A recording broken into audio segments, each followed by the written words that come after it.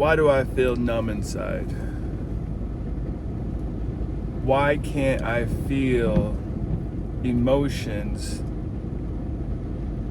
that I want to feel? Why can't I express what I'm thinking or how I'm feeling to other people? Why does it feel like my brain has been put through a meat grinder?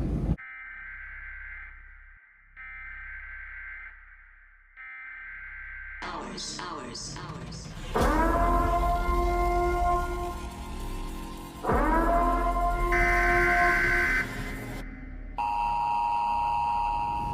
All right, real quick, my name's Josh Barker.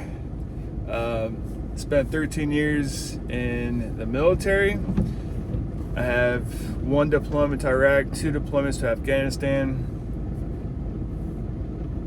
I first joined as a mental health specialist and then went special forces.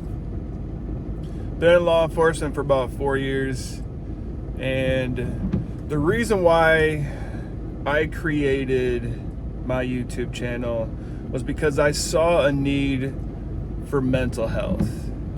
I saw a need for mental health because a lot of people out there that are creating content or have high platforms where they're reaching a lot of people don't, in my opinion, don't talk about things that need to be talked about, or saying the wrong things, in my opinion. You know, they're saying as a man you shouldn't have feelings, or don't express your feelings. You shouldn't talk about your problems, what's going on. You should be this alpha male, alpha stoic male, and just suppress and bottle up your feelings, your emotions, your issues, any of your problems, all of your problems. And I'm gonna come right out and say that's bullshit, right? I'm guessing most of these dudes have never really experienced trauma. And the trauma that I'm talking about is the stuff you experience in the military or in law enforcement predominantly, because that's where I'm coming from. I mean, I experienced a lot of trauma before the military with a lot of death, suicides, people close to me dying, car accidents, stuff like that. Cancer. A lot of death in my life. A lot of death. And it's not something that I want pity of or I'm proud of. It's something that I've faced, have struggled with it a lot, and sought out ways to better myself, to work through my issues. And for years, I bottled up my emotions. I never talked about it, and it started at a young age. So, started at a young age. When I started experiencing these things, I didn't have a male role model growing up. I didn't know what a man was supposed to do. So I did the only thing I could do. You know, survival instincts kicked in. I just shut down. And then problems started happening later on in life. A lot of problems started happening where I got very anxious. Anxiety was the first thing I probably experienced, and I didn't really know how to cope with it.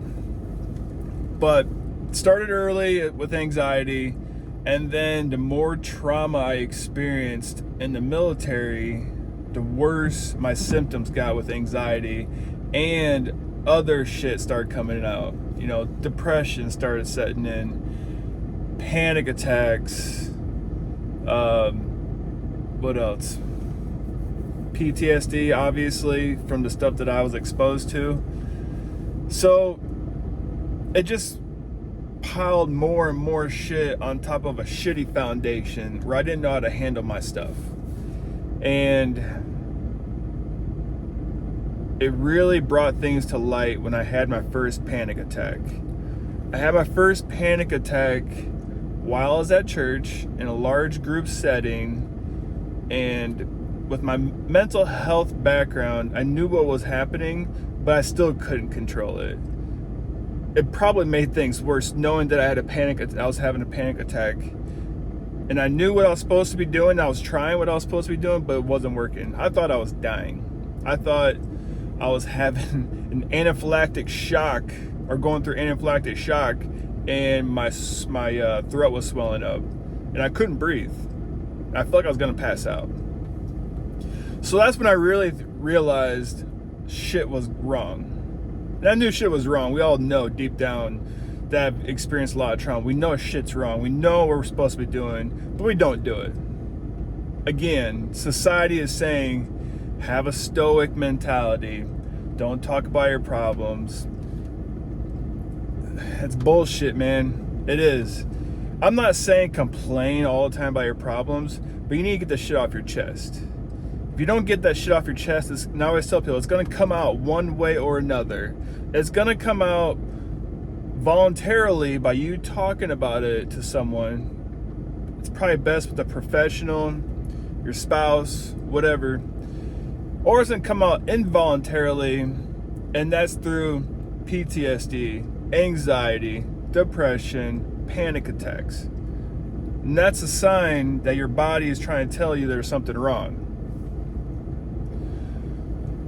So, going back to it, I got a buddy of mine that I'm close to, also law enforcement, great guy. I know, there's no good cops out there. He's a genuinely good guy, a guy that you want on your side, a guy that you want to show up on scene no matter what the situation is. You can trust this guy with anything because he genuinely cares about people. All right, so to paraphrase some of this, let me find it real quick. He says, I call it the meat grinder on your brain. Seems fun and exciting, but constantly grinding. He just experienced a death of someone very close to him. It was probably a natural death, they're older. But someone near and dear to his heart, someone that he was very close to, and he basically watched them pass. And he talks about how he didn't feel anything. He didn't feel any emotion whatsoever. And then he goes on and talks about him losing his cat. Right? So another thing that's close to him, he lost his cat, but he cried uncontrollably, basically, is what I got. And then he goes on and says, you know, law enforcement fucks your brain up when you know you're supposed to be feeling emotions for one thing and you can't, but then you feel emotions, strong emotions, for another thing that you don't think should be as big of a deal. And I completely relate with this. Afghanistan, Iraq, the military, it does that to you. And law enforcement very much does that to you. We see death all the time. In the military, trauma is part of our MOS, right? Like it's a part of our DNA, experiencing trauma, especially if you go to war, and especially you've seen the sides of war that I've seen. You become, with all the exposure you have to death, to people being seriously injured, shot, losing arms, losing limbs, seeing IDs, bombs blow up everywhere, being shot at on a constant basis to a point where it's almost normal. You become desensitized to seeing people die, to seeing people get injured. And in the beginning, it fucks you up if you're not used to it. But like anything else, the more you do it, the more repetitions that you have with it, the less it affects you. Yes, EMTs, paramedics, doctors, nurses, cops, firefighters, they become desensitized because you can't, your body compartmentalizes everything, right? It does that to protect itself, and that's how it copes with all the trauma. If you felt all the emotions you're supposed to be feeling every single time you come across a traumatic event, you're going to be more fucked up.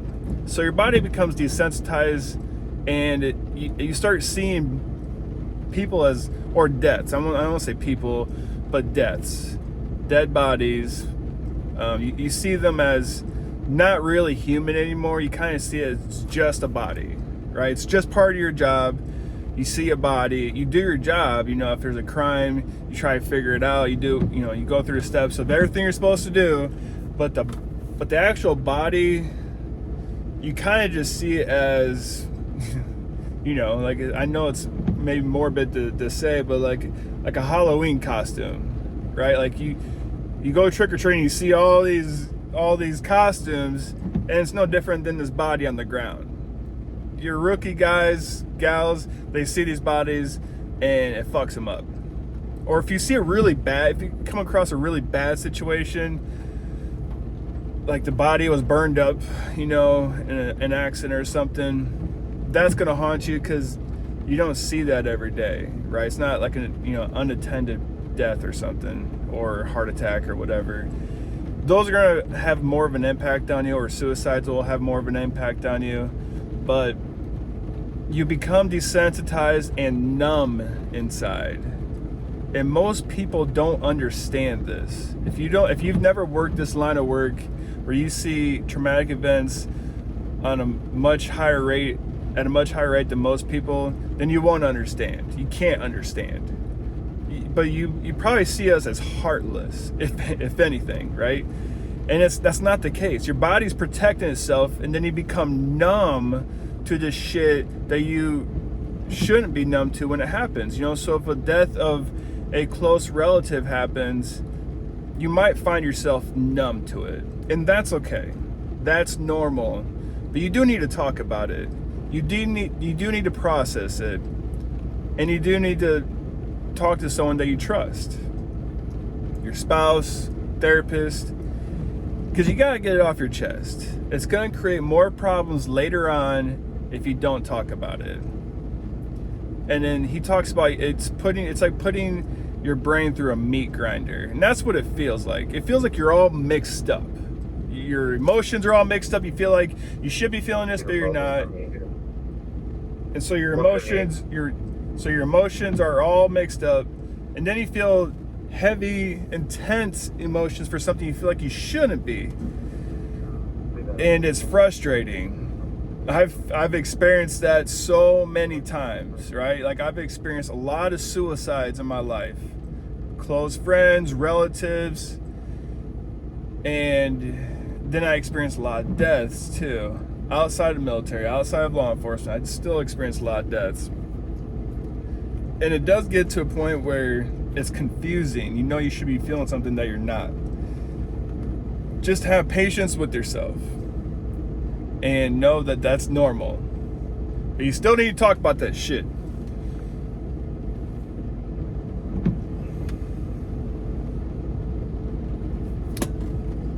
What else does he say? So yeah, that's basically what law enforcement does, and the military and first responders.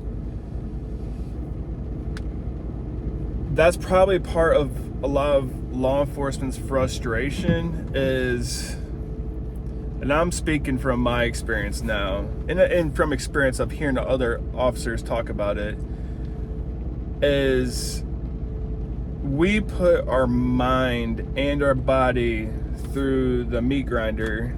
We put it through hell. And it feels like a lot of people don't appreciate it. And so it's frustrating because it's almost no different than a Vietnam veteran coming back and being spit on. Being outcasted, being shunned, people talking shit about you to you. It's hard for me to compare the two, being a law enforcement officer and a Vietnam veteran where, you were the outcast and very much hated back in the day. but I feel like that's the only thing that can really compare to what it's like to be a cop, where you do have some people and a lot of support from some people, but you also have a lot of hatred from a lot of other people. Some of it is earned, because there's a lot of bad cops out there, but a lot of it isn't. There's a lot of good cops out there, and we put our minds through the meat grinder and we fuck ourselves up to perform a job to help people. If there's a death, we always go to it, always, to make sure there was no foul play, even if it was a natural death. We always go, we go and see all the trauma, and it fucks us up over time. And that's probably a big reason why a lot of people get out of law enforcement too. So I hope this video helps. It's basically bringing awareness to the job and the frustrations to the job, but bringing awareness that it's normal to feel these things, and it's normal to talk about it. I recommend talking about it. I've made a video before when I first started a couple months ago about why do I feel numb inside. So that's one video I recommend checking out. It talks about, again, some of this stuff that I went through after deployment, while I had my first kid, and I felt like, I was fucking up and I couldn't feel anything, and I didn't know what to do or how to feel about stuff. So if you guys are feeling that way, or if you know someone that's feeling that way, reach out to them, right? Send them a video, maybe this video if it helped you, or send them a video, or reach out to them, talk to them, and make sure you let them know you're there. Also, I'm still backed up on emails. I'm gonna be honest, man. I have kids. They're all busy all the time. I have them in sports constantly because I have to. It's just me and them right now, and I want them to be involved as much as possible. So keep them busy, stuff like that. But my life is busy, so it's taking a while to get back to things. All right, hope this helps.